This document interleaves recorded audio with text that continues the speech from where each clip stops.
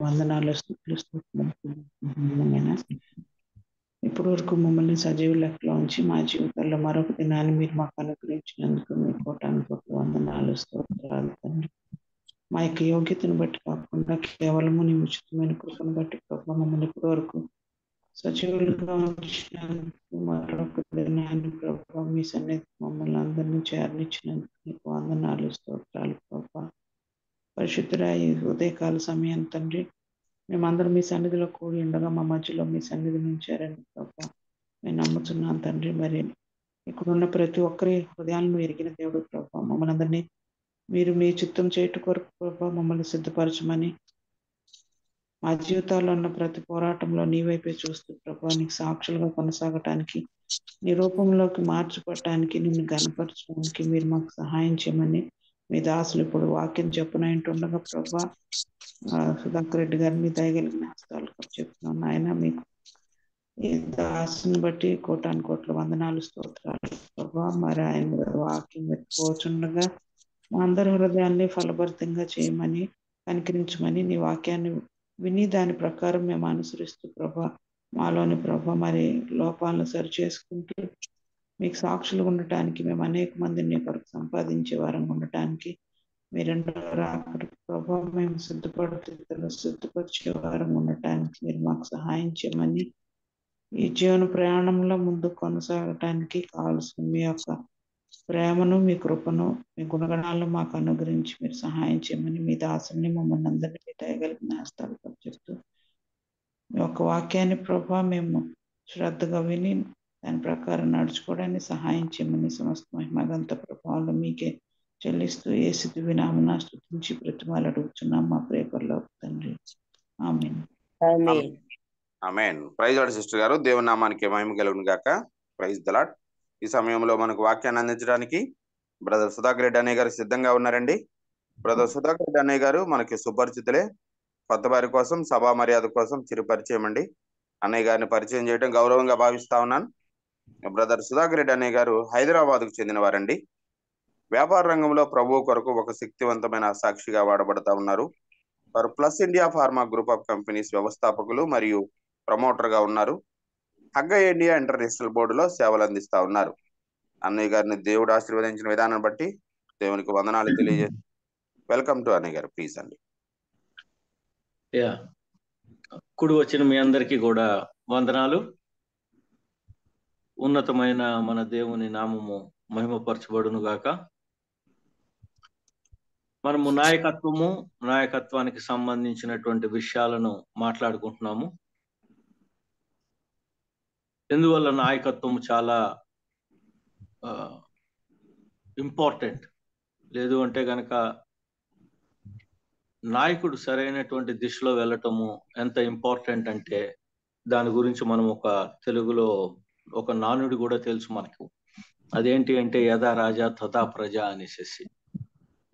అంటే రాజుగా ఉన్నవాళ్ళు లేదా లీడర్షిప్ రోల్లో ఉన్నవాళ్ళు సరైనటువంటి దారిలో గనక లేకపోయినట్లయితే అన్ఫార్చునేట్ గా అనుసరిస్తున్న వాళ్ళు కూడా అటువంటి థింకింగ్ లోను అటువంటి మార్గంలోనూ వెళ్ళినట్లయితే చాలా నష్టం జరిగేటటువంటి అవకాశం ఉన్నది. ఇది మనందరికీ కొద్ది గొప్ప అనుభవమైనటువంటి విషయమే. ఈ రోజున మనము నాయకుడికి ఉండేటటువంటి సహజమైనటువంటి అధికారం గురించి మాట్లాడుకున్నాము.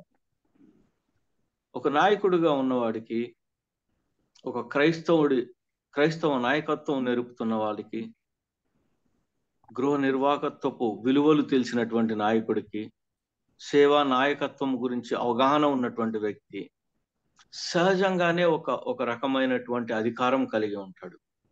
అంటే it is somehow I would say క్రీస్తుని ఎరిగిన తర్వాత నుంచి ఇతరుల పట్ల ఉండేటటువంటి ఆ కనికరము, ఇతరుల పట్ల తను చేయవలసినటువంటి మర్యాద, ధర్మము, వీటన్నిటినీ మనము దృష్టిలోనికి తీసుకున్నప్పుడు ఆ వ్యక్తిలో ఒక రకమైనటువంటి మాటలో కానీ ప్రవర్తనలో కానీ ఒక రకమైనటువంటి ఒక అధికారపు పోకడను మనము చాలా క్లియర్ కట్ గా గమనించవచ్చు. మాట్లాడే విధానం కావచ్చు, తనను తాను కండక్ట్ చేసుకునేటటువంటి విధానం కావచ్చు, వీటన్నిటిలోనూ మనము ఆ విషయాలను చూస్తాము. కొన్ని ప్రిన్సిపల్స్ కోసము, కొన్ని ఉద్దేశాలు సరైనటువంటి విధముగా వెళ్ళటం కోసము తను తీసుకునేటటువంటి నిర్ణయానికి కట్టుబడి ఉండటము, ఇవన్నీ చూస్తాము. వీటన్నిటిని మనం ఏమంటాము అంటే సహజమైనటువంటి అధికారము అని అంటాము. ఆ అధికారము న్యాచురల్ గా క్రీస్తు ప్రభు వారి దగ్గర నుంచి, క్రీస్తు ప్రభు వారి యొక్క గొప్పతనం నుంచి బయటికి రాబడుతూ ఉంటుంది అనేది చూస్తాము. ఈ అధికారం ఎటువంటి అధికారము అంటే బలహీనుల మీద తన యొక్క ప్రతాపాన్ని చూపించటం కాదు. ఈ రకంగా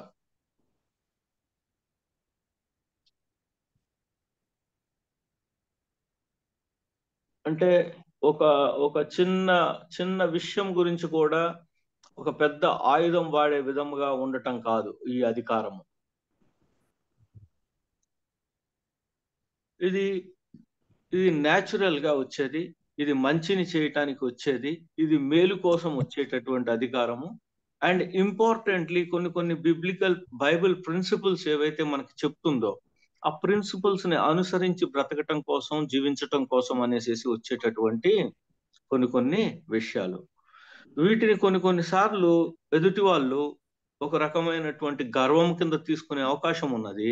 బట్ కొద్దిగా టైం ఇచ్చి వాళ్ళతో కొద్దిగా పరిచయం లేకపోయినా పర్లేదు, కానీ వాళ్ళని గమనించినట్లయితే ఇది పొగరుకు సంబంధించినది కాదు అనేసి తెలుసుకుంటారు. కొన్ని మాటలు చాలా డైరెక్ట్ గా, కొద్దిగా ముక్కుసూటిగా ఉండేటటువంటి అవకాశం కూడా ఉంటుంది ఇటువంటి విషయాల్లో. దీన్ని మనము ఈ రోజున చూసుకోవటం కోసం అనేసి మనం 27వ చాప్టర్ అపోస్తుల కార్యాన్ని చూడటానికి ప్రయత్నం చేద్దాం. 27th చాప్టర్ అపోస్తుల కార్యం, 27వ అధ్యాయము అపోస్తుల కార్యాన్ని చూద్దాము. అందరూ మీ యొక్క బైబిల్స్ కనుక అపోస్తుల కార్యాలు తీయండి, 27వ అధ్యాయం దగ్గరికి వెళ్దాం. మనము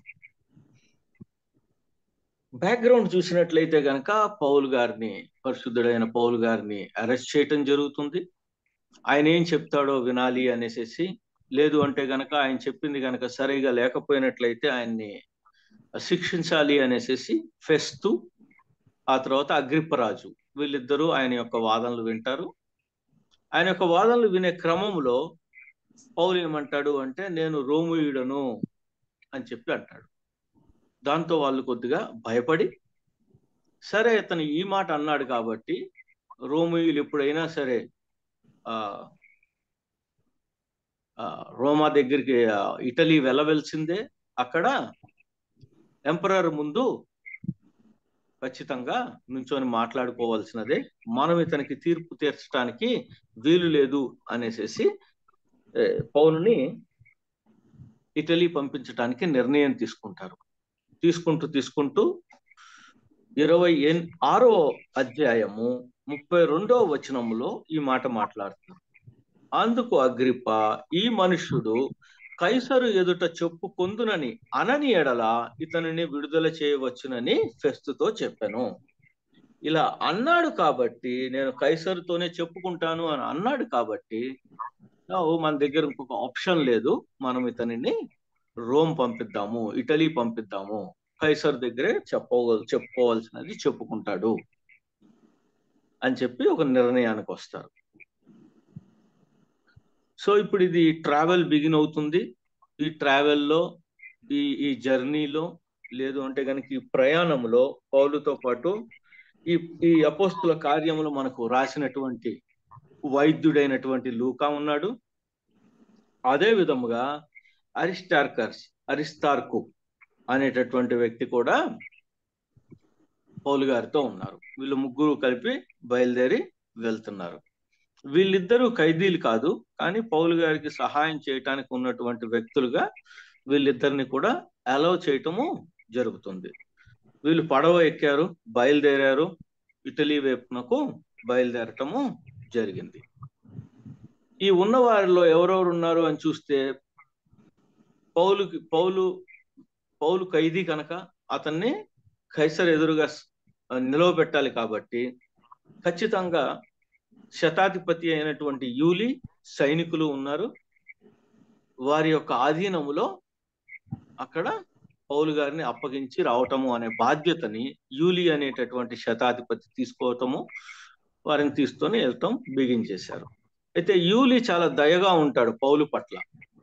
కారణం ఏంటి అంటే, అంత క్రితం కూడా ఖైదీగా ఉన్నప్పుడు యూలి యొక్క ఆధీనములోనే ఉన్నారు పౌలు భక్తుడు. అలా ఉన్నప్పుడు పౌలు గారి యొక్క నడవడిక, ఆయన యొక్క ప్రవర్తన, ఆయన ఏ రకంగానూ పారిపోయేటటువంటి యాటిట్యూడ్ కానీ, లేదు అంటే గనక తన యొక్క అధికారానికి ఏదో ఒక ప్రాబ్లం తెచ్చేటటువంటి వ్యక్తిగా కనపడనందున యూలి ఏం చేస్తారు అంటే, పౌలు గారిని మీరు మీ ఫ్రెండ్స్ తో మాట్లాడుకోండి, పర్లేదు, అనేసి కొద్దిగా ఫ్రీడమ్ ఇచ్చినట్లుగా మనము చూస్తాం. సో ఈ రకంగా ప్రయాణం బిగిన్ అవుతుంది. ప్రయాణం బిగిన్ అయిన తర్వాత కొద్ది దూరం వెళ్ళిన తర్వాత వీళ్ళు ఎగ్జాక్ట్ గా ఇటలీ వెళ్ళేటటువంటి షిప్ ని కనుక్కుంటారు. అలెగ్జాండ్రియా అనేటటువంటి షిప్ ని. ఆ షిప్ లోనికి వీళ్ళందరూ వెళ్తారు, ట్రాన్స్ఫర్ అవుతారు. ఆ షిప్ లోనికి వెళ్ళిన తర్వాత ప్రయాణం మళ్ళీ బిగిన్ చేస్తారు. కానీ బై ద టైం అక్కడికి వచ్చేసరికి ఏమవుతుంది అంటే, ఈ ఈ ఈ సముద్రంలో ఉన్నటువంటి పరిస్థితులన్నీ కూడా చేంజ్ అయిపోతాయి. కొద్దిగా ప్రయాణం కష్టం అవటము, ఆ తర్వాత ఈ ప్రయాణంలో ఏదైనా ప్రాబ్లం వస్తుందేమో అన్నటువంటి ఒక రకమైనటువంటి భయము చాలా క్లియర్ కట్ గా అందరిలోనూ కనిపిస్తుంది. మనము దీన్ని 9వ వచనంలో మనము చూసుకోవచ్చు. 27వ అధ్యాయము 9వ వచనము అపోస్తుల కార్యంలో ఎవరైనా చదివి వినిపిస్తారా? చాలా కాలమైన తర్వాత ఉపవాస దినము కూడా అప్పటికి గతించినందున ప్రయాణము చేయుట అపాయకరమై ఉండెను. ఏంటి అంటే, ఆల్రెడీ పౌలుకి ఈ సమయములు తెలుసు. ఇది పౌలు గారి యొక్క 3వ జర్నీ, 3rd జర్నీ ఇది. అప్పటికే ఆయన 2 సార్లు జర్నీ చేసినటువంటి వ్యక్తి కాబట్టి, ఈ కాలం ఏదైతే ఉందో, ఉపవాస దినములు గడిచిపోయినటువంటి కాలం ఏదైతే ఉందో, ఆ కాలములో డెఫినెట్ గా సముద్రం కొద్దిగా ఆటుపోట్లతో ఉంటుంది. సముద్రం కొద్దిగా దాంట్లో తుఫాన్లు వచ్చే అవకాశం ఉంది అన్న విషయము ఆల్రెడీ పౌలు గారికి తెలుసు. అందువల్ల ఈ ప్రయాణం కొద్దిగా అపాయకరంగా ఉంటాన్ని పౌలు భక్తుడే కాదు, మిగతా వాళ్ళు కూడా సెన్స్ చేశారు. సెన్స్ చేసినప్పుడు ఒక సహజమైనటువంటి అధికారం కలిగినటువంటి వ్యక్తిగా 10వ వచనంలో పౌలు భక్తుడు ఈ మాట అంటాడు. చదువుదామమ్మా 10వ వచనము. అప్పుడు పౌలు, అయ్యలారా, ఈ ప్రయాణము వలన సరుకులను ఓడలను మాత్రమే కాక మన ప్రాణములకు కూడా హానియు బహు నష్టమును కలుగునట్లు నాకు తోచుచున్నదని చెప్పి వారిని హెచ్చరించాను. కాబట్టి పౌలు అన్నాడు, ఇగో ఇది ప్రాబ్లము. ఈ ప్రయాణం వల్ల మనకి ఓడకి ప్రాబ్లం వస్తుంది, సరుకులకి ప్రాబ్లం వస్తుంది, 3వది మనకి ప్రాణహాని కూడా జరిగేటటువంటి అవకాశం ఉన్నది. 3 విషయాలు: ఓడకు, సామాగ్రికి, ఆ తర్వాత ప్రాణములకు ప్రాబ్లం వస్తుంది అని చెప్పి ఏ రకంగా చెప్పాడు ఈ మాటను? ఈ ఆఖరి మాటని గుర్తుంచుకుందాం మనము. హెచ్చరించెను అంటే ఆల్మోస్ట్ ఆల్ లైక్ ఒక రకమైనటువంటి ఒక ఆర్డర్ టైప్ లో చెప్పాడు. ఇది జరుగుతుంది అన్న విధముగా చెప్పటము గమనిస్తున్నాం మనము. ఒకసారి మనం అసలు ఈ ఓడలో ఉన్న వాళ్ళ సంగతిని గమనిద్దాము. అంటే ఎవరున్నారు ఈ ఓడలో? Who are all there in the ship? ఈ షిప్ లో, అలెగ్జాండ్రియా అనేటటువంటి ఈ ఓడలో ఎవరున్నారు? మొట్టమొదటిగా ఆ షిప్ కి సంబంధించినటువంటి కెప్టెన్ ఉన్నాడు. అంటే మెయిన్ నావికుడు కెప్టెన్. అతని ఆజ్ఞ ప్రకారమే షిప్ నడవాలా వద్దా అనేది డిసైడ్ అవుతుంది. రెండవదిగా నావికులు ఉన్నారు. అంటే కెప్టెన్ కి హెల్ప్ చేస్తూ షిప్ ని జాగ్రత్తగా ముందుకు తీసుకెళ్లవలసినటువంటి బాధ్యత కలిగినటువంటి వాళ్ళు ఉన్నారు. మూడవదిగా యూలి ఉన్నాడు, శతాధిపతి ఉన్నాడు. శతాధిపతి అక్కడ ఉన్నాడు అంటే మినిమం టు మినిమం ఒక 100 మంది సైనికులు ఉన్నారు. ఆ తర్వాత సరుకు ఉంది. సరుకుతో పాటు కొద్దిమంది ఉంటే కొంతమంది బిజినెస్ పీపుల్ ఉండొచ్చు. ఆ తరువాత పౌలు ఖైదీ కింద, దాంతో పాటు పౌలుతో పాటు ఇంకొంతమంది ఖైదీలు కూడా ఉన్నట్లుగా మనము గమనించవచ్చు. సో ఆర్డర్ ఆఫ్ హైరార్కీ చూసామనుకోండి, అంటే అధికారము కలిగినటువంటి వ్యక్తులు, లేదు అంటే గనక గ్రేట్నెస్ ఎవరికి ఆపాదించవచ్చు,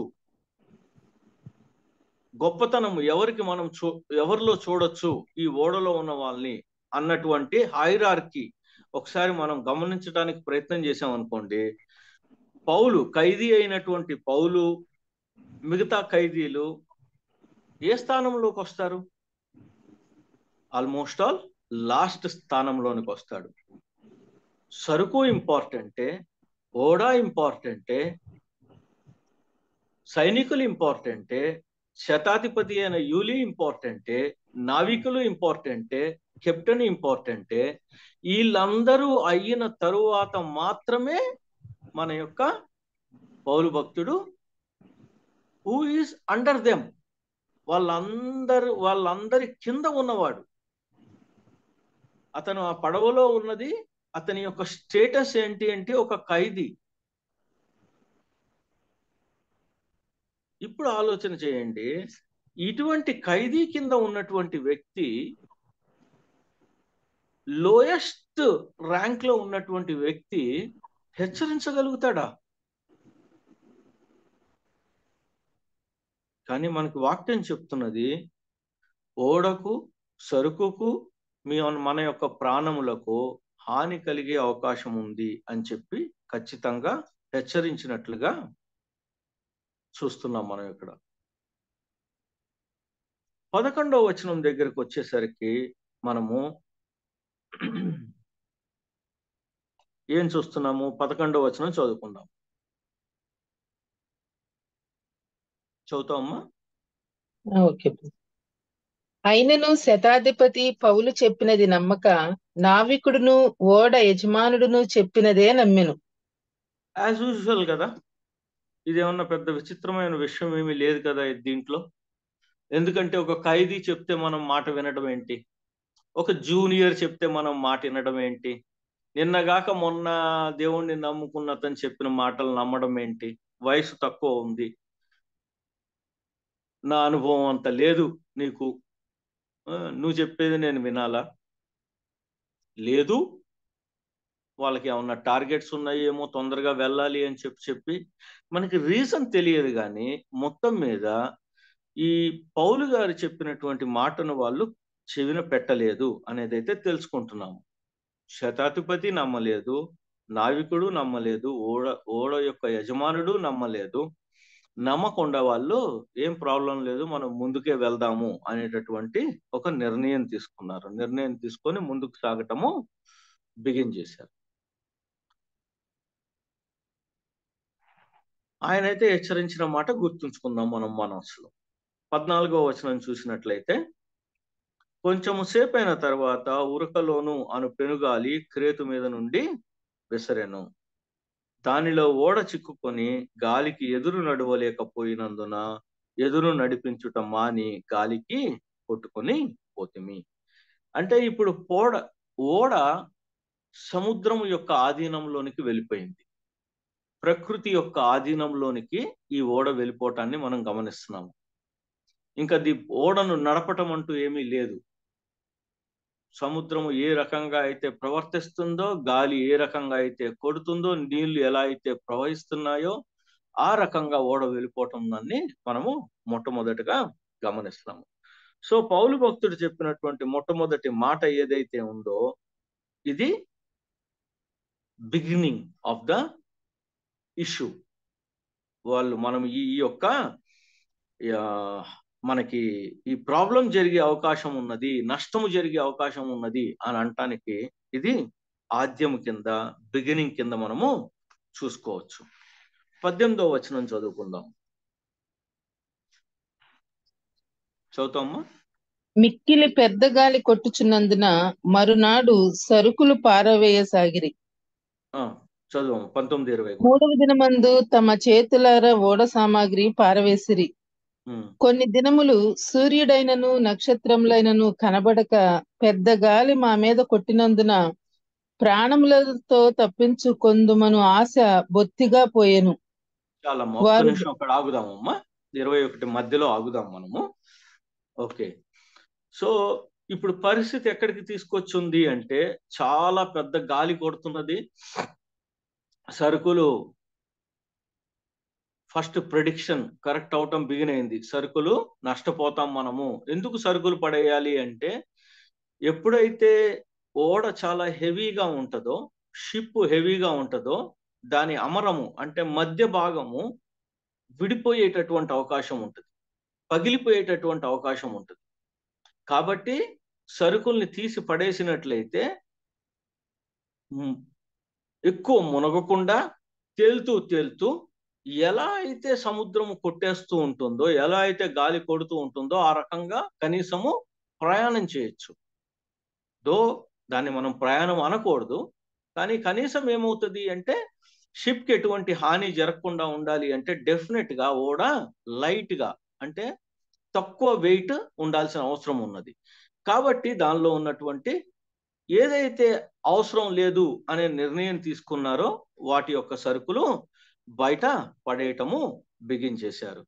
ఆ తర్వాత ఇంకా కొద్దిగా లైట్ చేయాలి అని అనుకొని మళ్ళీ ఓడకి సంబంధించినటువంటి సామగ్రి కూడా దాన్ని కూడా కొద్దిగా బయట పడవేశారు. వాళ్ళకి కొన్ని దినాల పాటు నక్షత్రాలు కనపడలేదు, సూర్యుడు కనపడలేదు, వెలుగు కనపడలేదు. అంటే ఒకటి కనిపిస్తున్నది ఏంటి అంటే, పెద్ద అలలు, ఆ తర్వాత గాలి అలాగా కొట్టుకొని వెళ్ళిపోతూ ఉన్నారు. కాబట్టి వాళ్ళల్లో హోప్, ఆశ ఏదైతే ఉందో, మనం బ్రతుకుతాము అనేటటువంటి ఆశ బొత్తిగా చచ్చిపోయినట్లుగా చూస్తాం. ఎగ్జాక్ట్ గా 10వ వచనంలో పౌలు గారు చెప్పింది ఇదే. అయ్యలారా, ఈ ప్రయాణములో నష్టము జరిగే అవకాశం ఉంటుంది అని చెప్పలేదు. అది ఆయన ఏం చేశాడు? హెచ్చరించాడు చాలా క్లియర్ కట్ గా. ఇప్పుడు ఈ సహజమైనటువంటి అధికారం కలిగినటువంటి పౌలు గారు, it is but for natural అంటే, ఇది ఈ అధికారాన్ని అర్థం చేసుకున్న ప్రతి క్రైస్తవుడు కూడా ఈ అధికారానికి మూలం ఏంటి అనేది కనుక గమనించినట్లయితే, నేను క్రీస్తుకి సంబంధించినటువంటి వాడను మొట్టమొదటిగా, రెండవదిగా దేవుని యొక్క పిల్లవాడిని నేను, లేదా దేవుడికి సంబంధించినటువంటి వ్యక్తిని, దేవుడికి సంబంధించిన సమస్తము మీద వారసత్వము కలిగినటువంటి వాడిని. దేవుడు నా యొక్క స్నేహితుడు. ఈ యొక్క ఆధారాల నుంచి, ఈ యొక్క బేస్ నుంచి, ఈ యొక్క పునాది నుంచి ఈ యొక్క సహజమైనటువంటి అధికారము బయటకు వస్తుంది. సాధారణంగా మనం అయినట్లయితే నార్మల్గా ఫస్ట్ మన మైండ్లోకి వచ్చే రియాక్షన్ ఏంటి అంటే, ఇటువంటి టైంలో నేను చెప్పానా లేదా నీకు, నేను హెచ్చరించానా లేదా నీకు, 1-2 సార్లు చెప్పానా లేదా నేను నీకు, విన్నావా నా మాట, వినకపోతే ఇలాగే జరుగుతుంది. ఇలాంటి మాటలే మన దగ్గర నుంచి వస్తాయి. బట్ దేవుని యొక్క పిల్లవాడిగా, లేదు అంటే గనక దేవుని చేత ఎంచుకోబడినటువంటి వ్యక్తులుగా, ఒక సహజమైనటువంటి అధికారం కలిగినటువంటి వ్యక్తి ఎప్పుడు కూడా దాన్ని గుర్తు చేయొచ్చేమో, నేను మీకు చెప్పాను కదా ఆల్రెడీ అనేసి, కానీ అది చెప్పడానికి కారణం ఏంటి అంటే, ఇకనైనా నా మాట వినండి, ఇక ముందు నుంచి అయినా సరే నా మాటని కొద్దిగా మీరు వాల్యూ చెయ్యండి అని చెప్పటానికి మాత్రమే. వాళ్ళని ఏదో చిన్నపుచ్చటానికి కాదు, మీకంటే నాకు ఎక్కువ తెలుసు అని చెప్పటానికి కాదు, లేదు అంటే గనక మీరెంత వెర్రి వాళ్ళో తెలుసా అని చెప్పి ప్రూవ్ చేయటం కోసం కాదు. రెండవదిగా వీళ్ళు నా మాట వినట్లేదు కాబట్టి నాకు వీళ్ళతో సంబంధం లేదు అనేసి వదిలివేయటము కాదు. నన్ను అవమానపరిచారు, మొట్టమొదటిగా నా మాట వినకుండా, అటువంటి యాటిట్యూడ్ డెఫినెట్ గా ఒక సహజమైనటువంటి అధికారం కలిగినటువంటి వ్యక్తి కలిగి ఉండడు. ఎందుకు అంటే ఈ అధికారం నుంచి చేయవలసిన పని ఏంటి అనేది గనక స్క్వేర్ గా చాలా క్లియర్ కట్ గా మనం గమనించినట్లయితే, ప్రజలకు మంచి చేయటము మొట్టమొదటిగా. Do good to the people. And then ప్రజలలో ఆ నిరాశను తీసివేసి వాళ్ళల్లో తిరిగి ఆ యొక్క హోప్ ని, నిరీక్షణను పెంచటం. ఈ సహజమైన అధికారం ఎప్పుడూ కూడా ఈ రెండు విషయాల్లోనూ కాన్సన్ట్రేట్ చేస్తుంది. ప్రజల యొక్క నిరీక్షణను పెంచటము, ఆ తర్వాత ప్రజల యొక్క మేలు కోరుకోవటము. ఇంతకు మించి ఈ అధికారంలో ఉన్నటువంటి వ్యక్తి ఇంకేమీ కోరుకోడు. ఎందుకంటే తన చుట్టుపక్కల ఉన్నటువంటి ప్రజలు సరి అయినటువంటి జీవనంలో ఉండాలి, కరెక్ట్ అయినటువంటి లైఫ్ లీడ్ చేయాలి అనేసి కోరుకోవటము, ఇది ఇన్బిల్ట్. యేసు ప్రభువుని అంగీకరించిన వెంటనే వచ్చేటటువంటి ఒకానొక స్వానుభవం మనకి. ఎదుటి వాళ్ళు కూడా, మిగతా వాళ్ళు కూడా ప్రభువుని ఎరగాలి, ఆ రుచి చూడాలి, ఆ యొక్క మాధుర్యంతో బ్రతకాలి అనేటటువంటి ఆకాంక్ష. ఎప్పుడైతే ఆకాంక్ష ఉంటుందో అక్కడ ఏముండదు అంటే నిరసన ఉండదు. అక్కడ ఏముండదు అంటే నన్ను మొట్టమొదటిసారిగా గేలి చేశారు, మొట్టమొదటిసారిగా నా మాట వినలేదు అనేసి చిన్నబుచ్చుకోవటం ఉండదు. అక్కడ ఎక్కడా కూడా గర్వపు మాటలు ఉండవు. ఇంకొక రకంగా చెప్పాలి అంటే వీళ్ళు వినరు, బట్ యట్ ఆ టైం వచ్చినప్పుడు నేనే వీళ్ళకి కావాల్సింది చెయ్యాలి, తప్పదు, అది నాకు, ఇట్ ఈస్ మై డ్యూటీ, ఇది నా ధర్మము అని అనుకుంటాడు ఒక సహజమైన అధికారం ఉన్నటువంటి వ్యక్తి. అదే పని ఇక్కడ మనకి పౌలు భక్తుడు చేస్తున్నట్లుగా మనం గమనిస్తాం. కొట్టినందున, పెద్ద గాలి మా మీద కొట్టినందున ప్రాణములతో తప్పించుకొందుమను ఆశ బొత్తిగా పోయెను. లేటర్ పార్ట్ ఆఫ్ 21 చదువుదాం మనము. ఇప్పుడు ఇక్కడ నుంచి చదువమ్మా 21వ అధ్యాయము వచనము. వారు బహుకాలము భోజనం లేక ఉన్నందున పౌలు వారి మధ్య నిలిచి, అయ్యలారా, మీరు నా మాట విని క్రేతు నుండి బయలుదేరకయే ఉండవలసినది, అప్పుడు ఈ హానియు నష్టమును కలగకపోవును. మీరు అసలు బయలుదేరకుండా, చాలమ్మా, థ్యాంక్ యూ. మనం అసలు బయలుదేరకుండా ఉంటేనే బాగుండేది. ఈ మాట అనడానికి కారణం ఏంటి అంటే, నేను మొట్టమొదటి చెప్పాను కదా, చెప్పినప్పుడు నా యొక్క ఉద్దేశం ఏంటి, మనకి ప్రాణహాని ఉంటుంది, ఓడ నష్టమైపోయే అవకాశం ఉంటుంది, సరుకులు నష్టమై ఉంటుంది అని చెప్పాను కదా. అంటే ఇది దెప్పి పొడవటం కాదు, కానీ ఇక్కడ వెనకాల ఉన్నటువంటి మీనింగ్ ఏంటి, మనం బయలుదేరకుండా ఉంటే బాగుండేది అని అనడంలో ఏంటి అంటే, ఇకనైనా నా మాట వినండి, ఇక ముందైనా సరే నా మాటకు, నేను తక్కువ వాడిని కావచ్చు, ఈ యొక్క షిప్ లో, ఈ ఓడలో నేను చాలా తక్కువ వాడిని కావచ్చు, ఖైదీనై ఉండవచ్చు గాక, మీరు చాలా జ్ఞానులై ఉండవచ్చు గాక, మీరు చాలా గొప్ప అధికారము కలిగినటువంటి వాళ్ళు అయి ఉండొచ్చు కాక, కానీ మీ అధికారము తెచ్చుకోబడినటువంటి అధికారము, నాకు ఇవ్వబడినటువంటి అధికారం. ఈ అధికారములో నేను బుద్ధి వాక్యమును చెప్పగలుగుతాను, జ్ఞానవాక్యమును చెప్పగలుగుతాను, హితము కోరుకోగలుగుతాను, ప్రజల యొక్క హితము కోరుకోగలుగుతాను. అందువల్ల నా మాట వినటము బెటర్ ఏమో. ఒకసారి కనీసం కన్సిడర్ చేయాలి మీరు నేను చెప్పేటటువంటి మాటను, కనీసం దాని గురించి ఆలోచన చేయాలి మీరు నేను చెప్పేటటువంటి మాట అనేటటువంటి ఒకానొక ఉద్దేశమే కానీ వేరే ఉద్దేశము ఏమీ లేదు. 22, 23, 24 చదువుకుందాం.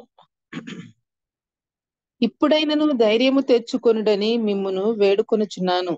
ఓడకే గాని మీలో ఎవని ప్రాణమునకును హాని కలుగదు. నేను ఎవని వాడనో, ఎవనిని సేవించుచున్నానో ఆ దేవుని దూత గడచిన రాత్రి నా యొద్దకు వచ్చి, పౌల, భయపడకుము, నీవు కైసరు ఎదుట నిలువవలసి ఉన్నది. ఇదిగో, నీతో కూడా ఓడలో ప్రయాణమైపోవచ్చున్న వారందరినీ దేవుడు నీకు అనుగ్రహించి ఉన్నాడని నాతో చెప్పెను. కాబట్టి చాలమ్మా, మళ్ళీ చదువుకుందాం. 25, 26. ఇప్పుడు ఏంటి, ఇప్పుడు వాళ్ళ ముందు ఉన్నటువంటి మెయిన్ ప్రాబ్లం ఏంటి? మెయిన్ ప్రాబ్లం ఏంటి అంటే, మేము అసలు జీవిస్తామా జీవించమా అనేసి. కాబట్టి మొట్టమొదటగా ఆ ప్రాబ్లం ఏదైతే ఉందో దాన్ని క్లియర్ కట్ గా అడ్రస్ చేశాడు పౌలు. ఏలాగా? ధైర్యం తెచ్చుకోండి అయ్యా,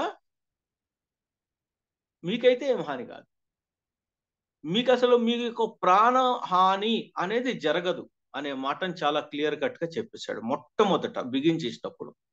ఎలాగా? అసలు బయలుదేరకుండా ఉండాల్సింది అన్న వెంటనే, ఇప్పుడైనా సరే ధైర్యం తెచ్చుకోండి, మీరు మీ ప్రాణాలకి ఎటువంటి హాని జరగదు. ఓకే, నాకెలా తెలిసింది? నాకెలా తెలుసు అంటే, మీలాగానే నేను కూడా నమ్ముకున్నటువంటి దేవుడు, నేను కూడా ఆరాధించేటటువంటి దేవుడు, నా యొక్క ప్రార్థన ఆలకించేటటువంటి దేవుణ్ణి నేను దీనికి సమాధానం అడిగినప్పుడు, అంటే ప్రార్థన చేస్తూ ఉన్నాడు పౌలు భక్తుడు. నేను అడిగినప్పుడు నాకేమని చెప్పారు అంటే, ఆయన, నువ్వు కైసర్ దగ్గరికి వెళ్ళి నిలవాలి కదా, అందుకోసం నీతో పాటు వీళ్ళని కూడా నేను నీకు అనుగ్రహిస్తున్నాను. పార్షియాలిటీ లేదు, నువ్వు ఉండటం అక్కడ వీళ్ళకి మేలు. లేకపోతే ఎలా ఉండేదో తెలియదు మనకి. బట్ ఒక క్రీస్తుకి సంబంధించినటువంటి వ్యక్తి, నిజమైనటువంటి అధికారము, నిజమైనటువంటి సహజమైనటువంటి అధికారము నేర్పేటటువంటి వ్యక్తి, తనను తాను కించపరుచుకోకుండా, అవమానము అన్నది ఫీల్ అవ్వకుండా, ఇతరుల మేలు కోలుకునేటటువంటి వ్యక్తిత్వం ఉన్నటువంటి ఆ క్రైస్తవుడు ఒక చోట ఉండటము, వారితో పాటు ఎవరైనా ఉన్నట్లయితే అది వారి దగ్గర నుంచి వీరికి కూడా ఆ యొక్క మంచితనము, మేలు ట్రాన్స్ఫర్ అవుతుంది అనేది మనం ఎరిగినటువంటి మాట. ఎగ్జాక్ట్ గా అదే జరిగింది ఇక్కడ. నీ గురించి నువ్వు కైసర్ ఎదురుగా నుంచోవాలి కాబట్టి, నీతో పాటు ఓడలో ఉన్న వాళ్ళందరినీ కూడా నేను నీకు అనుగ్రహిస్తున్నాను. అంటే ఎవరికి ఏమి కాదు అనేసి దూత నాతో చెప్పాడు. కాబట్టి మీరు ఏమీ భయపడవలసినటువంటి అవసరం లేదు. మళ్ళీ సెకండ్ టైం రీఅష్యూరెన్స్ ఇచ్చాడు 25, 26 వచనాల్లో. ఎలా ఇచ్చాడో చూద్దాం మనం ఒకసారి. చదువుదాం అమ్మా. కాబట్టి అయ్యలారా, ధైర్యము తెచ్చుకొనుడి, నాతో దూత చెప్పిన ప్రకారము జరుగునని నేను దేవుని నమ్ముచున్నాను. అయినను మనము కొట్టుకొని పోయి ఏదైనా ఒక ద్వీపము మీద పడవలసి ఉండునని చెప్పాను. ఇప్పుడు చూడండి, ఈ మాట చెప్తున్నప్పుడు, ఈ ధైర్యం చెప్తున్నప్పుడు, దేర్ ఆర్ 2 ఇంపార్టెంట్ థింగ్స్. ఒకటి ఏంటి అంటే దైవ భక్తి, దేవుని పట్ల భక్తి, భయము అనేది ఒక సంక్లిష్టమైనటువంటి పరిస్థితిలో ప్రతి ఒక్క వ్యక్తికి వస్తుంది.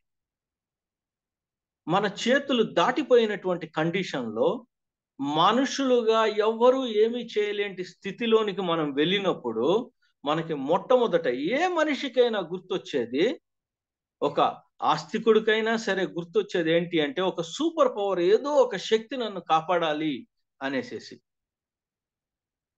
అండ్ అక్కడ ఉన్న వారికి ధైర్యం ఎలా చెప్పాడు అంటే పౌలు భక్తుడు, దేవుడు నాతో చెప్పాడు కాబట్టి, నేను దేవుణ్ణి నమ్మినటువంటి వ్యక్తిని కాబట్టి మీరు ధైర్యం తెచ్చుకోవచ్చు.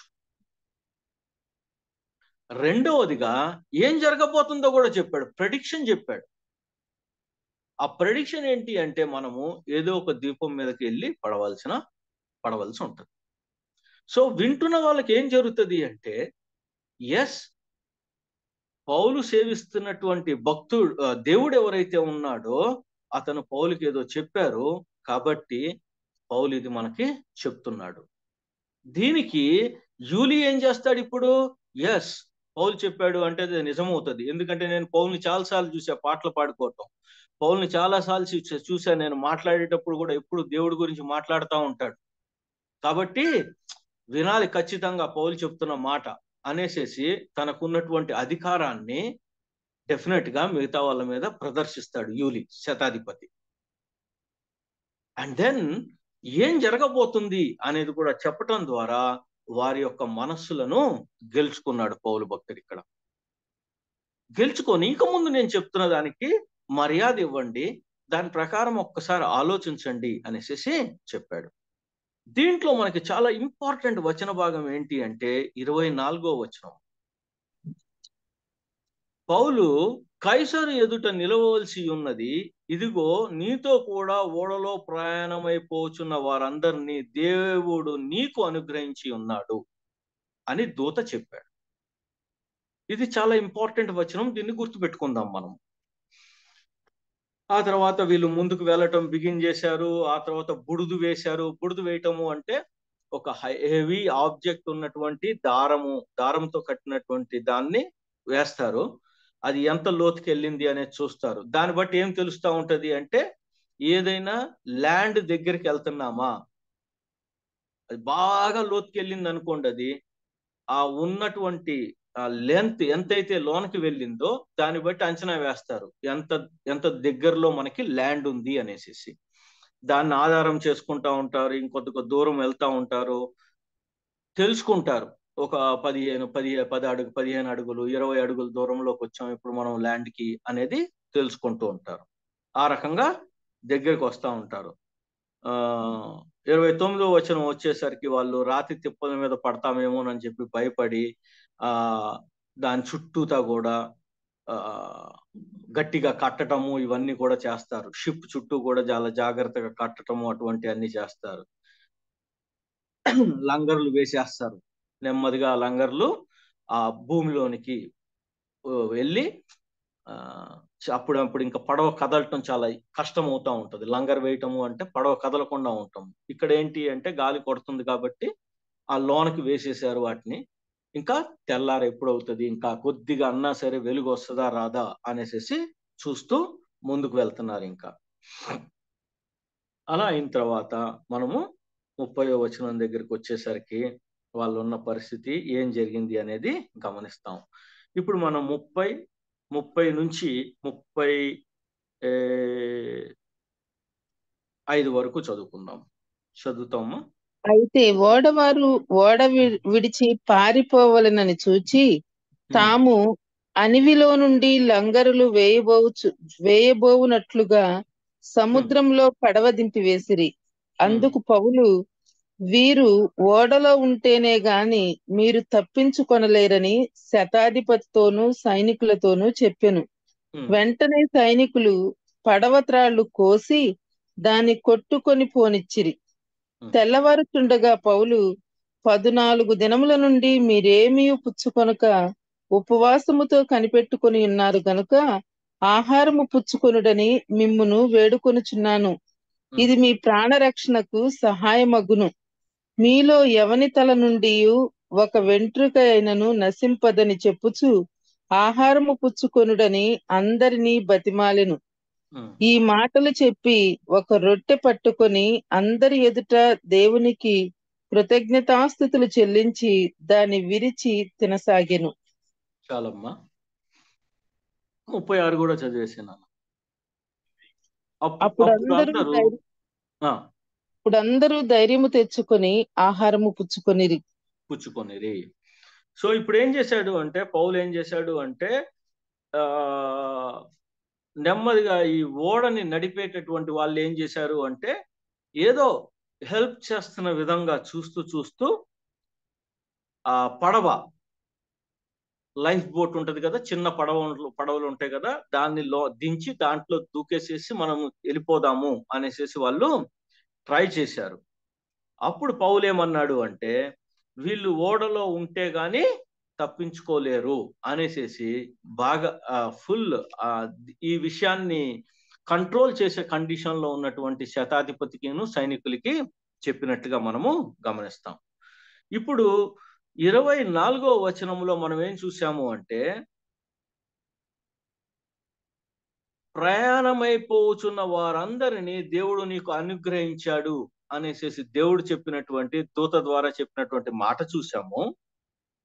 31వ వచనంలో ఏం చూస్తున్నాము అంటే, మీరు ఓడలో ఉంటే కానీ, వీరు ఓడలో ఉంటే కానీ, అంటే నావికులు ఓడలో ఉంటే కానీ మీరు తప్పించుకోలేరని శతాధిపతితోనూ సైనికులతోనూ పౌలు చెప్పాడు. కాంట్రాస్ట్ గమనిస్తున్నారా మీరు? రెండు విషయాల కింద ఒక దగ్గర ఏమన్నా అందరూ ఖచ్చితంగా సేవ్ అవుతారు, ఎవ్వరికి ప్రాణహాని జరగదు. రెండవది, ఈ సైనికులతో చెప్తున్నాడు ఏమని, ఈ నావికులు ఉంటే గాని కుదరదు అని చెప్తున్నాడు.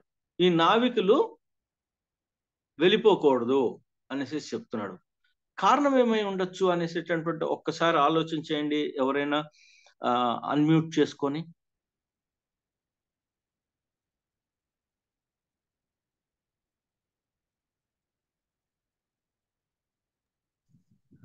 దేవుడు వాళ్ళందరినీ అనుగ్రహించారండి. దేవుడు పౌలుకి అందరినీ అనుగ్రహించారు కాబట్టి వాళ్ళు ఎవరు తప్పిపోకూడదండి, నశించిపోకూడదు. అవును, ఇప్పుడు నావికులు వాళ్ళు ఆల్రెడీ బుడుదు వేశారు. వాళ్ళకి జస్ట్ ఇంకెంత 10 అడుగుల దూరంలో ఉన్నాం, మనం స్విమ్మింగ్ చేసుకుంటూ వెళ్ళిపోదాము అని చెప్పి నిర్ణయం తీసుకున్నారు వాళ్ళు. లేదా పడవలో వెళ్ళిపోదాము హ్యాపీగా అనేసి ఆ రకంగా కూడా వాళ్ళు అర్థం చేసుకొని ఉండొచ్చు. కాపాడబడతారు వాళ్ళు ఆ పడవలో గనక వెళ్ళగలిగితే.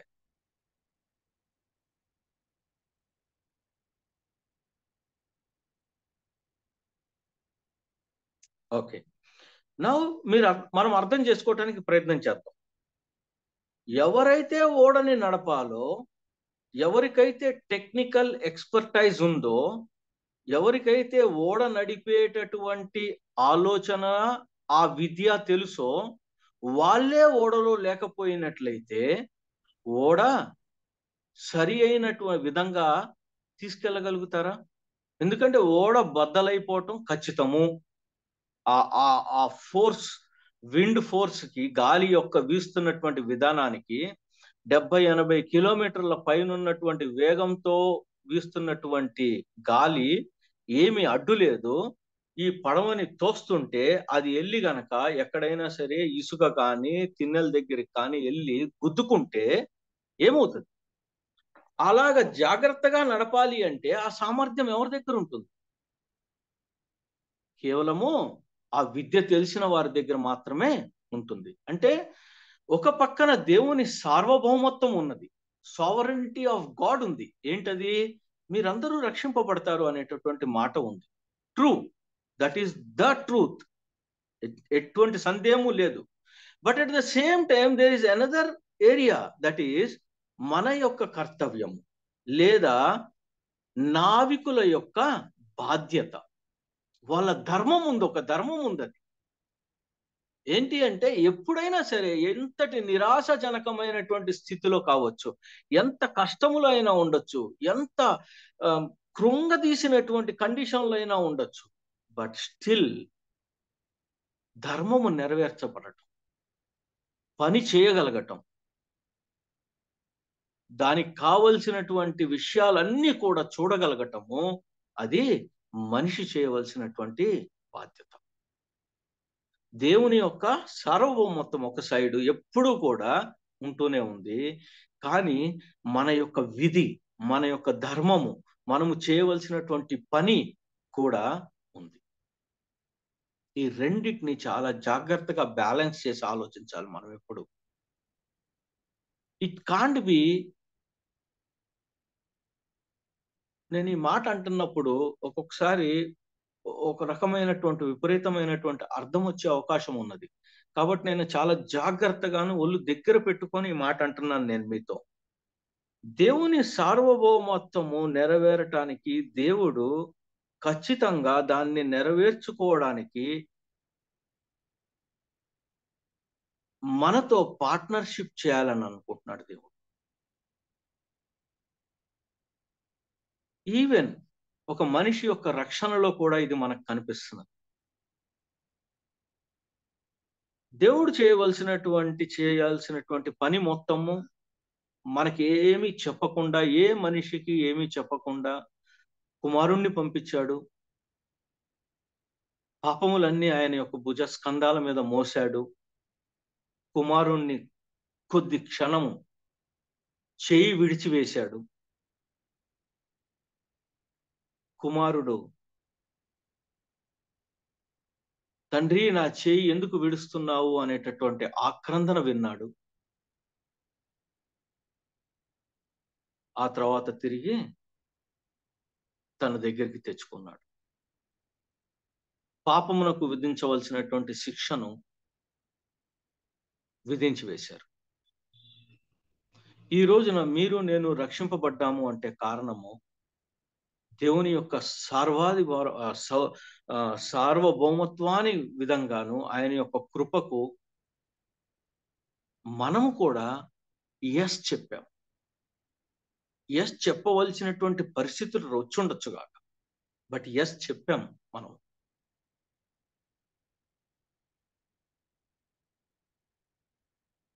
అందుకోసమే మనము సపోజ్ వ్యాధిలో ఉన్నాం, ప్రార్థన చేస్తాము, దేవుడు మనల్ని హీల్ చేస్తాడు అనేసి, దేవుడు మనకి ఆరోగ్యాన్ని ప్రసాదిస్తాడు అనేసి, బట్ ఎట్ హాస్పిటల్కి వెళ్తాం, మందులు వేసుకుంటాం. It is similar. ఇక్కడ కూడా ఈ పడవలో ఉన్న వాళ్ళందరినీ అనుగ్రహించిన మాట ఎంత వాస్తవమో అదే విధముగా ఈ ఓడని జాగ్రత్తగా నడిపి సరైన విధముగా తీసుకొని వెళ్ళి బద్దలు కొట్టాలి, అక్కడికి వెళ్ళి పడవలసినటువంటి అవసరం ఉన్నది. లేకపోయినట్లయితే కుదరదు. And then how this is done. 14 రోజుల నుంచి ఏమీ తినకుండా ఉన్నారు. సరిగ్గా ఆలోచిస్తుందా మైండ్? ఆలోచించలేదు. శక్తి కావాలి, మైండ్కి కూడా శక్తి కావాలి. కాబట్టి ఏమన్నాడు అంటే పౌలు, మీరేమీ తినలేదు కాబట్టి తినండి. ఎందుకంటే మీరు స్ట్రెంగ్త్ తెచ్చుకుంటే కానీ ఓడను సరిగా నడపలేరు, కావలసిన డెసిషన్స్ తీసుకోలేరు. అలా వెళ్తున్నప్పుడు రకరకాల ఆజ్ఞలు వస్తూ ఉంటాయి. నువ్వు రడ్డర్ని లెఫ్ట్ సైడ్ తిప్పు, నువ్వు రైట్ సైడ్ తిప్పు, లేదు అంటే కనుక నువ్వు దాన్ని ఇలా చెయ్యి, నువ్వు ఇలా చెయ్యి, నువ్వు దా సంగతి చూడు, నువ్వు ఈ సంగతి చూడు అనేసి అరుపులు కేకలతో జాగ్రత్తగా ఆ ఓడను ఎంత కుదిరితే అంత మానవుని ప్రయత్నము ఖచ్చితంగా ఉండాలి అక్కడ. అందుకోసము వాళ్ళకి శక్తి కావాలి. కాబట్టి ఏమన్నాడు అంటే, అయ్యలారా మీరేమీ తినట్లేదు, మీ తల వెంట్రుక కింద పడదు. ఆ టైంలో తల వెంట్రుకను ఎవరు గమనిస్తారు? It is a way to give them the encouragement. A leader will always encourage his people. ఎప్పుడు ఎంకరేజ్మెంటే.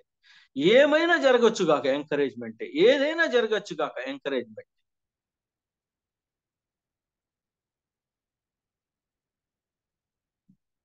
ఇక్కడ చూడండి, ఆహారం పుచ్చుకోవడానికి అందరినీ బతిమిలాడాడంట. కొన్ని మాటలు మనము చాలా జాగ్రత్తగా గమనిస్తే ఒక్కొక్కసారి దాని మీద మనం ఆలోచన బిగించేసి ఉంటే, కొంతమంది మాకు ఆకలి అవ్వట్లేదండి అని అనుంటారు, లేదా కొంతమంది మాకు అసలు తినబుద్ధి కావట్లేదండి, మాకు భయంగా ఉందండి అని ఉంటారు.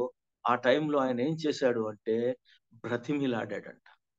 మనం మన పిల్లల్ని చిన్నప్పుడు ఎలా అయితే బ్రతిమిలాడే వాళ్ళమో ఆ రకంగా బ్రతిమిలాడాడంట.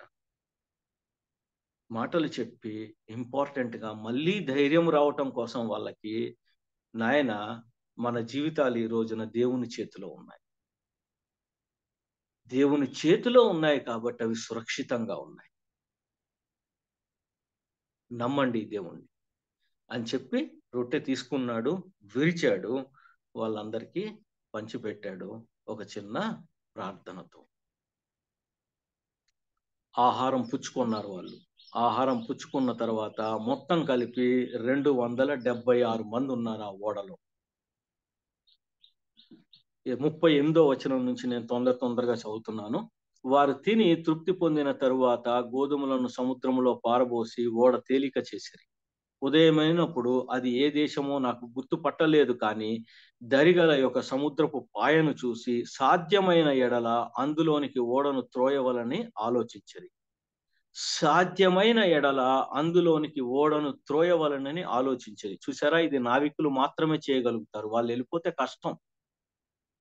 గనుక లంగరుల తాళ్ళు కోసి వాటిని సముద్రములో విడిచిపెట్టి చుక్కాని కట్లు విప్పి ముందటి తెరచాప గాలికెత్తి సరిగా దరికి నడిపించిరి. కానీ 2 ప్రవాహములు కలిసిన స్థలమందు చిక్కుకొని ఓడను మెట్ట పట్టించిరి. అందువలన అనివి కూరుకొని పోయి కదలకయుండెను. అమరము ఆ దెబ్బకు బద్దలైపోసాగాను. సో ఈ రకమైనటువంటి స్కిల్, ఈ రకమైనటువంటి వర్క్ కేవలం నావికులు చేయగలుగుతారు. అందువల్ల వాళ్ళు అలాగా తీసుకెళ్లారు. వాళ్ళంత కష్టపడితే కూడా ఇదిగో మనం ఇక్కడికి వెళ్దాము అని అనుకున్నారు, కానీ 2 ప్రవాహములు ఒకటేసారి వచ్చి కొట్టినందువల్ల వాళ్ళు అప్పటికి కూడా ఏం చేయలేక ఇంకా ఓడను మెట్ట పెట్టించారంట. పెట్టించినప్పుడు అది ఇంకా కదలకుండా ఆగిపోయే లెవెల్లోకి వెళ్ళిపోయింది. అక్కడ షిప్ బద్దలయ్యింది. ఖైదీలలో ఎవడును ఈదుకొని పారిపోకుండానట్లు వారిని చంపవలనని సైనికులకు ఆలోచన పుట్టెను. కానీ ఇప్పుడేంటి, మళ్ళీ అనుగ్రహించినట్టు అవ్వదు. మళ్ళీ సైనికులకు ఉండేటటువంటి వారి యొక్క పీత బుద్ధితో వాళ్ళు ఈ మాట అనుకున్నారు. ఏమని చెప్పి అంటే, ఖైదీలు వెళ్ళిపోతే ఎలాగా, మళ్ళీ వాళ్ళ ఉద్యోగాలు పోతాయి, వాళ్ళే శిరఛేదనం జరిగిపోయే అవకాశం ఉంటుంది. కానీ ఇక్కడ శతాధిపతి పౌలును రక్షింపనుద్దేశించి వారి ఆలోచన కొనసాగనయ్యక మొదట ఈదగల వారు సముద్రంలో దుమికి దరికిపోవాలనియు, కడమ వారిలో కొందరు పలకల మీదను కొందరు ఓడ చెక్కల మీదను పోవాలను ఆజ్ఞాపించను. ఇలాగ అందరూ తప్పించుకొని దరిచేరి. ఎవ్రీ రీజన్ అక్కడ ఉన్నటువంటి కండిషన్ ప్రకారము శతాధిపతి మన ఖైదీలందరినీ కూడా చంపివేసి, నేనేం చేయనండి, ఇటువంటి కండిషన్ లో ఉన్నాము అందువల్ల నేను చంపేశాను అంటే ఏం కాదు. కానీ అసలు ఇది అసలు పడవ ఇక్కడ వరకు రావటానికి, నావికులు ధైర్యం తెచ్చుకోవటానికి, నావికులు బయటికి వెళ్లకుండా ఆపటానికి, సరైన దగ్గరికి పడవను తీసుకొని వెళ్ళి గుర్తించటానికిను లేదా రక్షింపబడటానికి కారణం పౌలే కదా అనేసి పౌలుకు ఉన్నటువంటి ఇదివరకు చూపించినటువంటి క్యారెక్టర్, అతని యొక్క నడవడిక, ఇవన్నీ కూడా శతాధిపతిని చాలా ఇంప్రెస్ చేసి శతాధిపతి ఏం చేశాడు అంటే, నో ఖైదీని చంపడానికి వీల్లేదు అని చెప్పి, ఈదగలిగిన వాళ్ళు వెళ్ళండి, మిగతా వాళ్ళు ఏదో రకంగా చిన్నవన్నీ పట్టుకొని పలకలు అవి చెక్కలు పట్టుకొని ఏదో రకంగా ఈదుకుంటూ అటేపు వెళ్ళండి అనేసి చూస్తాం మనం. సో దేవుని యొక్క గైడెన్స్, దేవుని యొక్క దయ, దేవుని యొక్క సార్వభౌమత్వం మన జీవితాల్లో ఎప్పుడు కూడా ఉంటుంది, ఎప్పుడు జరుగుతూ ఉంటుంది. అది ఆయన కాదు ఎప్పుడు కూడా వెనుతిరిగేది, ఆయన కాదు ఎప్పుడు కూడా ఇది నేను చేయట్లేదు అని చెప్పి వెనక్కి వెళ్ళిపోయేది. అది మీ పట్లే కాదు, నా పట్లే కాదు, ఎవరి పట్ల అయినా సరే ఆయన ప్రేమ మీ పట్ల లేదా మన పట్ల ఎంత ఉందో లోకము పట్ల, అంటే అందరి మనుషుల పట్ల అలాగే ఉంది, ఎటువంటి సందేహము లేదు. కానీ వేరియబుల్ ఏది అంటే నా యొక్క రెస్పాన్స్, మనిషి యొక్క రెస్పాన్స్. ఈ మనుషుల రెస్పాన్స్ లో చాలా ఇంపార్టెంట్ ఏంటి అంటే, మనుషుల రెస్పాన్స్ చూడని దేవుణ్ణి కాదు కానీ ఆ దేవుణ్ణి ఎరిగినటువంటి నాయకుడిని నమ్ముతారు. కాబట్టి అందువల్ల ఆ నాయకుడు ఎటువంటి ఆలోచనలు చేస్తున్నాడు, వేర్ ఈస్ టేకింగ్ అస్, ఎటువైపు నడిపిస్తున్నాడు మమ్మల్ని. అందువల్లనే యథా రాజా తథా ప్రజ అనేటటువంటి మాట వచ్చింది. రాజు ఏం చేస్తే ప్రజలు ఆ పని చేస్తారు అనేసి. మంచి కోరుకుంటున్నామా, ఇతరుల యొక్క మేలు కోరుకుంటున్నామా, లేదు అంటే చాలా మందికి లాగా మనం కూడా ఒకసారి చెప్తే వినరు, 2 సార్లు చెప్తే వినరు, ఎన్నిసార్లు చెప్తాము అనేసి మానేస్తున్నామా, మన ధర్మాన్ని వదిలేస్తున్నామా వారి పట్ల. లేదు అంటే కనుక నేను చెప్పినప్పుడు వినలేదు అనేసేసి వారి పట్ల కొద్దిపాటి కక్ష సాధింపు ధోరణి ఏదన్నా మనం కలిగి ఉంటున్నామా? మేబీ వాటిని మనము వదులుకోవాలి అనేసేసి ఈ యొక్క 27వ అధ్యాయం నుంచి మనము నేర్చుకోగలుగుతున్నాం మనందరము కూడా. పరిస్థితులు ఏమైనా కావచ్చు గాక, అవి మన మన మన మన చేతులు లేదు అంటే గనక మన చేతుల్లోంచి బయటకు వెళ్ళిపోయి ఉండొచ్చు కాక, మనకి ఎక్కడ కూడా ఆశ కనపడపోవచ్చు కాక, కానీ మనకి తెలుసు ఏంటి అంటే impossible is nothing for hour God. Impossible అన్నటువంటిది మన డిక్షనరీలో ఉంది, కానీ దేవుని యొక్క డిక్షనరీలో లేదు. మన దేవుని యొక్క డిక్షనరీలో లేదు. It is nothing for hour God. ఆయనకు అది తెలియని పదము. బట్ యెట్ అయినప్పటికీ కూడా మన యొక్క ధర్మం ఉన్నది. రక్షింపబడినటువంటి మనిషిగా మనకు ఒక ధర్మం ఉన్నది.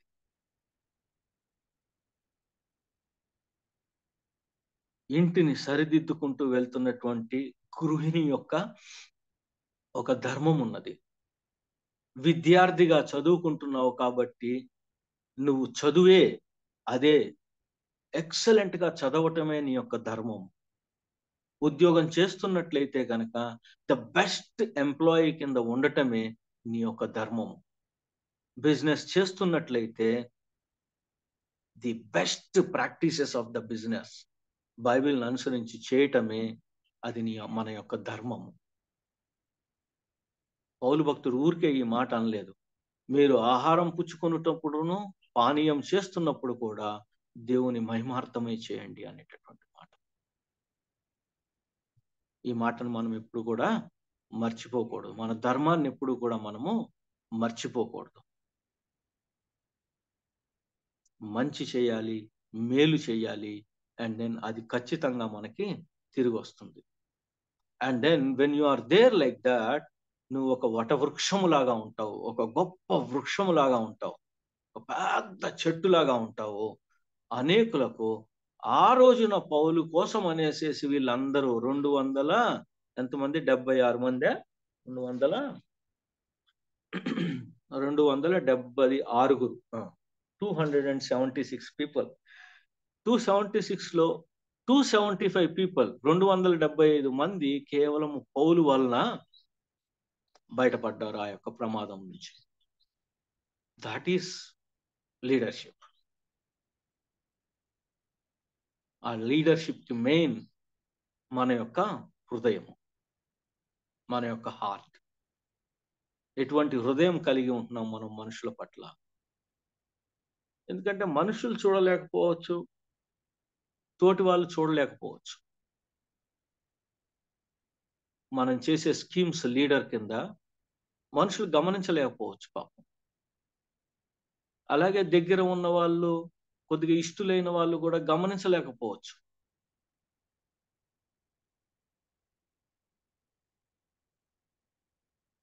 కానీ మనందరికీ తెలిసిన మాటే, దేవుడు ఖచ్చితంగా గమనిస్తాడు అన్నటువంటి మాట. సో సార్వభౌమత్వం ఉంది, దేవుని యొక్క సార్వభౌమత్వము, మన యొక్క బాధ్యత, మన యొక్క ధర్మము, మన యొక్క పని ఉన్నది అనేది మనము ఖచ్చితంగా తెలుసుకోవాల్సిన మాట. రెండవదిగా, ఇది ఒక సహజమైనటువంటి అధికారము. ఈ అధికారము దేవుని బిడ్డగా, దేవునికి సంబంధించిన ప్రతి దానిలోని వారసత్వముగా, ఆయన యొక్క స్నేహితులుగా మనకి కలిగి ఉన్నాం. ఇటువంటి అధికారము మనము కూడా నెరవేర్చగలగాలి. ఇటువంటి లీడర్షిప్ మనం కూడా ఇవ్వాలి. అది ఒకళ్ళు కావచ్చు, 10 మంది కావచ్చు, లేదా 1000 మంది కావచ్చు. బట్ మనం బద్ధులమై ఉన్నాము అనేది తెలుసుకుంటున్నాం. ప్రార్థన చేసుకుందాం.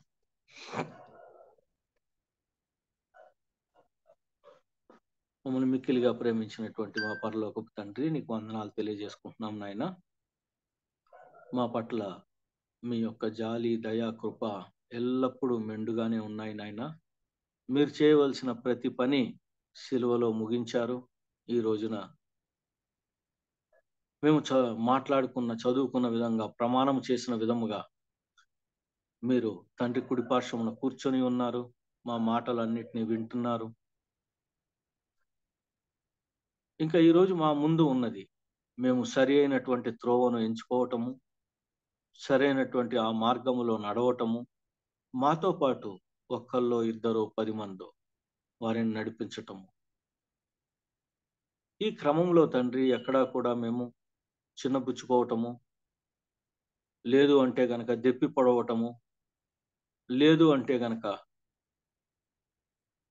గొప్పతనం చూపించుకునేటటువంటి మాటలు కాకుండా ఖచ్చితంగా మీ మీద ఆధారపడేటటువంటి మనస్తత్వము, మిమ్మల్ని చూపిస్తూ మీ వలన మేమున్నాము, ఆ దేవుని వలనే మనందరము ఉన్నాము అనేసి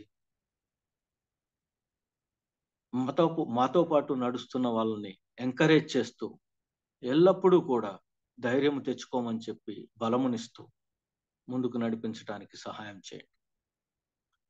మీ మహిమార్థమై మా యొక్క జీవితాలు కొద్దిగానైనా సరే ఉపయోగపడటానికి సహాయం చేయమని యేసుక్రీస్తు ప్రభు వారి యొక్క దివ్యమైన నామములో అడిగి వేడుకొంచున్నాము తండ్రి. ఆమేన్. ఆమేన్. Thank you brother. మరి చక్కని వాక్యాన్ని మనకు అందించిన సుధాకర్ రెడ్డి గారికి ప్రత్యేక వందనాలు తెలియజేస్తున్నామండి వర్చువల్ ప్రేయర్ ఫ్యామిలీ తరఫున. మరి పౌలు గురించి గత కొన్ని వారాల నుంచి ఆత్మీయ నాయకత్వ లక్షణాల గురించి చెప్తున్నారు. ఈ మెసేజెస్ అన్ని యూట్యూబ్ లో ఉంటాయండి. దయచేసి మీకు సమయం ఉన్నప్పుడు వినాల్సిందిగా కోరుతున్నానండి. ఇప్పుడు మన మధ్యలో ఉన్న రెవరెండ్ జామి రవికుమార్ గారు ముగింపు ప్రార్థన ఆశీర్వాదం ఇవ్వాలని కోరుతున్నానండి. ప్రార్థన చేసుకుందామండి.